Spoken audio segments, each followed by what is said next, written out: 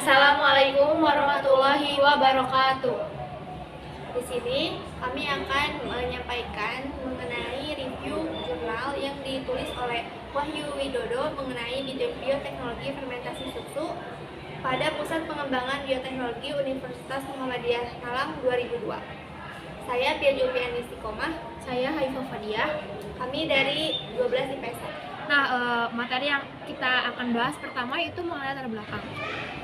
Susu merupakan suatu emulsi lemak dalam air yang mengandung beberapa senyawa terlarut. Kandungan air di dalam susu sangat tinggi, yaitu sekitar 87,5%, dengan kandungan gula susu atau laktosa sekitar 5%, protein sekitar 3,5%, dan lemak sekitar 3-4%. Susu juga merupakan sumber kalsium, fosfor, dan vitamin A yang sangat baik. Mutu protein susu sepadan nilainya dengan protein daging dan telur, dan terutama sangat kaya akan lisin.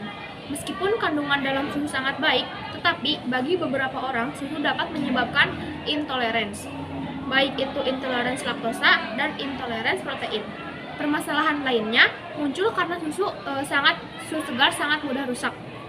Kontaminasi bakteri mampu berkembang dengan cepat sekali sehingga susu menjadi rusak dan tidak layak untuk dikonsumsi.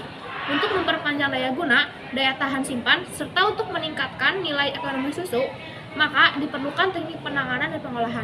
Salah satunya yaitu dengan cara pengolahan susu yang sangat prospektif adalah dengan fermentasi susu. Lanjut ke sejarah fermentasi susu.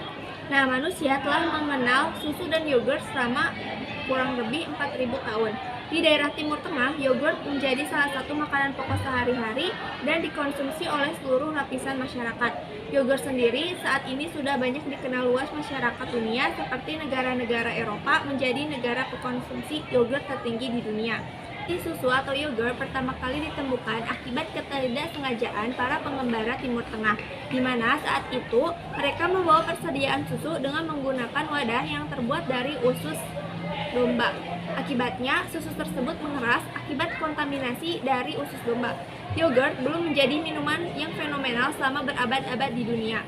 Sampai kemudian, berkat ahli biologi yang bernama Ilya Mechnikov, seorang ilmuwan Rusia tetapi bertempat tinggal di Perancis yang meneliti tentang penuaan dini, beliau tertarik dengan kondisi rakyat Bulgaria yang dapat berumur panjang. Akhirnya beliau menduga bahwa kebiasaan minum yogurt setiap hari, baik pagi, siang maupun malam dan sore, pada rakyat Bulgaria yang mengakibatkan mereka berumur panjang. Beliau pun meneliti dan menerbitkan sebuah buku, The Prolongation of Life. Buku tersebut tersebar ke seluruh dunia dan akhirnya menjadi populer. Selanjutnya yaitu ada pembuatan yogurt. Yogurt dapat dibuat menggunakan susu sapi segar, susu skim, susu nabati, bahkan susu campuran dengan susu lain. Prinsip pembuatan yogurt adalah fermentasi susu dengan menggunakan bakteri Lactobacillus bulgaricus dan Streptococcus thermophilus. Kedua macam bakteri tersebut akan menguraikan laktosa menjadi asam laktat dan berbagai komponen aroma dan cita rasa. Lactobacillus bulgaricus lebih berperan pada pembentukan aroma, sedangkan Streptococcus thermophilus lebih berperan pada pembentukan cita rasa yogurt. Yogurt yang baik mempunyai total asam laktat sekitar 0,85 sampai 0,95%. Sedangkan derajat kesamaan atau pH yang sebaiknya dicapai oleh yogurt adalah sekitar 4,5.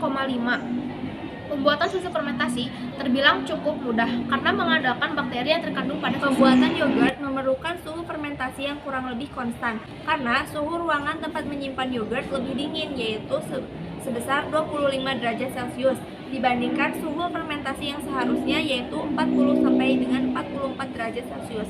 Maka susu akan menjadi dingin.